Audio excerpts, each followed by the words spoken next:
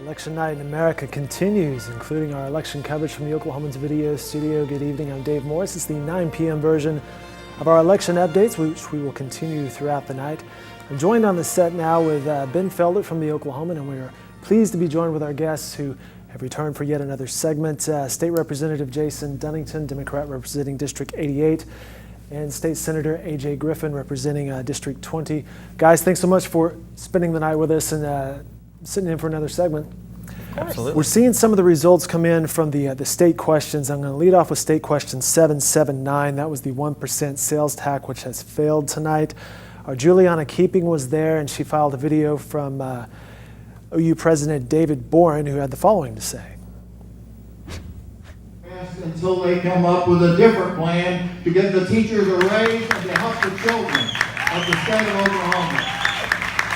So tonight we just said to ourselves, we've started the conversation. The conversation isn't over. We're not going to stop until we adequately invest in the next generation of young Oklahomans. We're going to win the ultimate battle when it comes back to the state capitol to be decided. Thank you all very much for being here. Tonight they chose not to do it this way. I think their hope is that the legislature, which has been saying, let us do it instead.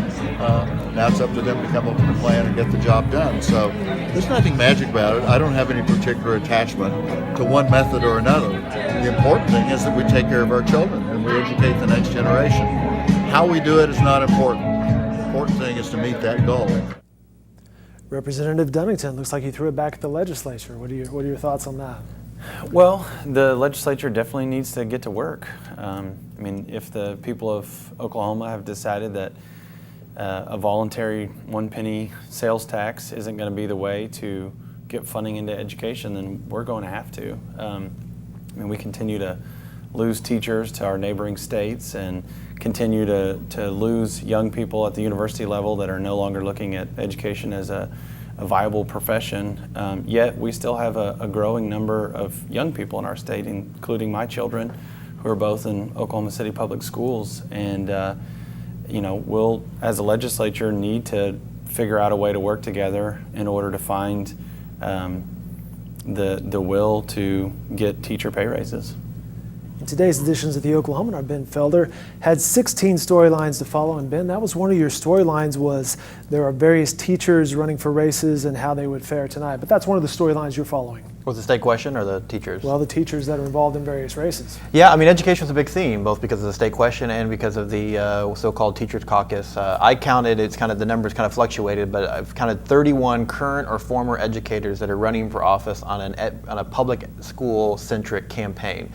Now, 3 seemed that they were going to be likely winners, and I don't have those results in front of me, but the rest were competing in districts that their party they represented, it didn't seem too competitive for them. So it's definitely going to be interesting to see. We saw 779 has been defeated. You know, we're not expecting necessarily dozens of these education candidates to be elected, but even maybe a handful, 3 or 4, could put a bigger spotlight on education, especially as now it seems like education funding and teacher pay raise will at least be a topic of discussion once again in the session. I think the thing that's interesting to me is I think back, and we just saw the clip from President Boren, is I remember about a year ago it was when this effort was kicked off. It seemed like when Boren made the initial press conference about this, about 779, was that it was talked about as, hey, this isn't the best idea, but it's the only idea, almost as a way to try to nudge the legislature to maybe come up with a better plan. And when a plan didn't emerge from the Capitol this session, it seemed like the supporters of 779 had to shift that message to be like, this is the best plan. You know, it's the only plan, but this is the best plan. And so here we are once again a year later with President Boren saying, hey, we really need our lawmakers to do something about that. I'm kind of curious, Representative, you kind of spoke about this, but this was a big issue already last year.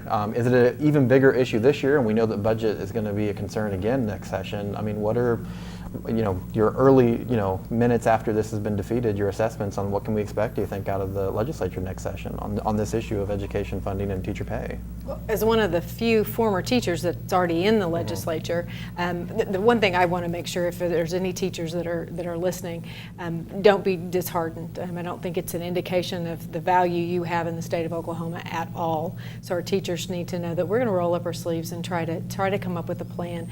My constituents, I heard pretty consistently, they didn't like the permanency of putting a tax into the Constitution, and they also didn't like necessarily the aspect that it was an across the board.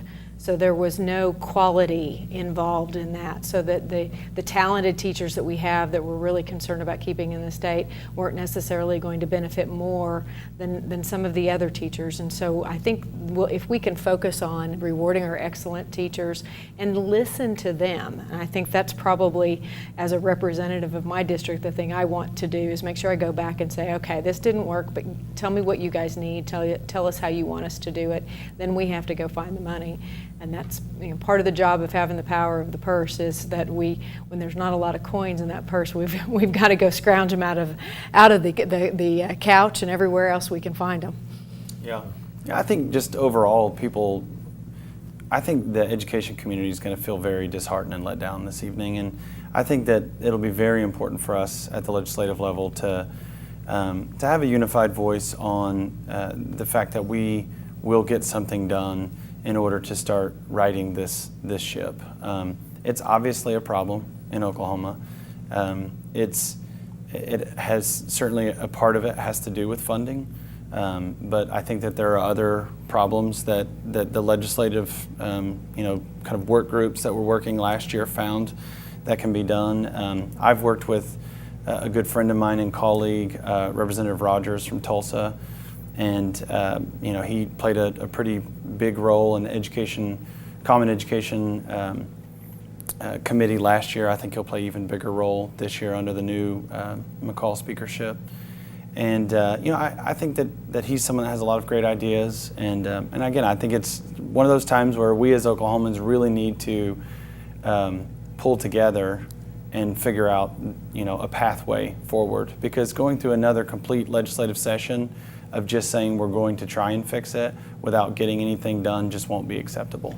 Well, the other thing to remember too is that when we have conversations about the state budget or about finance in general and stabilizing our state revenues, that is a conversation about education. We don't just have to be talking about teacher pay raises. And those are the serious conversations that I think we're prepared to get after. We've got to talk about revenue stabilization and modernization. We are using a tax code that, quite frankly, is pretty antiquated. Senator Griffin, another one of Ben's storylines in today's editions of the Oklahoman was, will Democrats gain any seats in Oklahoma, or will Republicans increase their lead? And judging from your reaction as you look at your phone, you're pleased with tonight. Well, I'm actually a little bit taken aback. I did not expect us to run the table and the 19 seats that were up for grabs in the Senate, and it looks like that's what's going to happen. So we'll grow our caucus to a 42 majority out of 48. Didn't expect that. I thought that we might pick up one or two and net, but it looks like we're going to run the table. With that comes some unique challenges. It certainly does, because regardless of the numbers and the parties, the makeup of the legislature, when you really look, actually does reflect the state of Oklahoma. So this is 42 Republicans that will not be homogeneous by any stretch of the imagination. Representative Dunnington, any surprises that you've seen tonight? I think I'm a little surprised that Democrats didn't hold some of the seats that were open seats. I think in a climate where we've had 3 and 4 years now in a row of budget deficits, where we're looking at, quite possibly another $1 billion deficit next year, there is that part of you that thinks, are we going to keep doing the same thing and expecting a different result, or are we going to do something different? And of course, we had hoped that tonight might be the first step in that process of doing something different. If we end up here at the end of the night picking up a few of these urban seats that I talked about earlier, I think that could be, the first kind of positive light that we could look into what might look like something different. But it's obviously going to take a while. It's going to take many more years before Democrats begin to start building seats back. But I will say on that, the old adage of, I think it's with great power comes great responsibility, and with the Republican supermajority in both the House and the Senate, again, if we get through another legislative session and we don't have anything of substance to look back on, then at some point I believe that the voters in Oklahoma are going to have to recognize that it is the people that they're sending to the Capitol that are causing some of the problem. I have a great relationship with colleagues across the aisle, have great respect for them, especially for Senator Griffin, and I think that there will be those kind of conversations this next year, and I have to have hope for that. Otherwise, as a Democrat in Oklahoma, there's not a lot to be hopeful for right now. We mentioned we're on the education topic here. Our Tim Willard reporting the Oklahoma City Public Schools bond package continues to pass, and that needs a 60% majority to do so. It's currently trending in that area. Ben, we had Kelly Fry, our boss, on earlier tonight, the editor of the Oklahoman. She mentioned she's focused on deadlines. You have filed your story for Deadline. And what was your storyline? What did you write? Well, I was going into the night, as we've already talked about, kind of looking at what the geographical makeup of the state legislature is going to be. This trend that we've seen over the last several years of the Republican Party becoming more of a rural and suburban party, Democrats looking to expand their footprints in the urban areas, which is a flip of where things have been.